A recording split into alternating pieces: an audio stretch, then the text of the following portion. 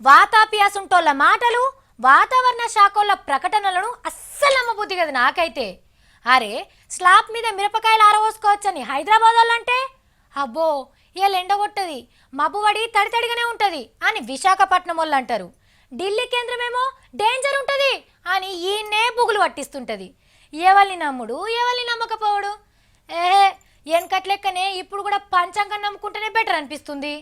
చదువురానోడు కాకరకాయ అంటే చదివచ్చినోడు కీకరకాయ అన్నట్టే ఉన్నది ఈ వానల మీద పరీక్షలు చేసేటోళ్ళ ముచ్చట.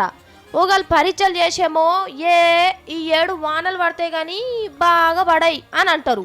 ఇక ఇంకొకరు అబ్బా ఎంత భూతద్దం పెట్టి పరీక్షలు చేసినా ఈ ఏడు వాన పడేటట్టే కనిపిస్తలేదు అంటారు. వాళ్ళ మాట వీళ్ళ మాటిని అయ్యో ఎట్లరా వానదేవుడో అని తలకాయ పట్టుకుంటా అంటే, ఇగో ఇప్పుడు ఇంకొకరు తెలిండ్రు స్కైమేట్ అనే సంస్థలు.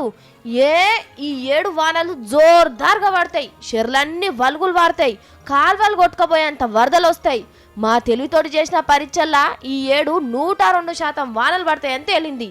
కాదనుకుంటే చూసుకోండి కాగితం కూడా రాసిస్తాం అని అంటాన్రు. అంటే చూడుండ్రి ఇలా చదివేట్లున్నదో. ఒకళ్ళకొక తీరు, ఇంకొకరు పరీక్షలు చేస్తే ఇంకో తీరు బయట పడుతుంది అనుల్లా. బతక నేర్పరా బడి పంతులా అంటే రందితోటి చచ్చే ఉపాయం చేస్తున్నారు ఇల్లు.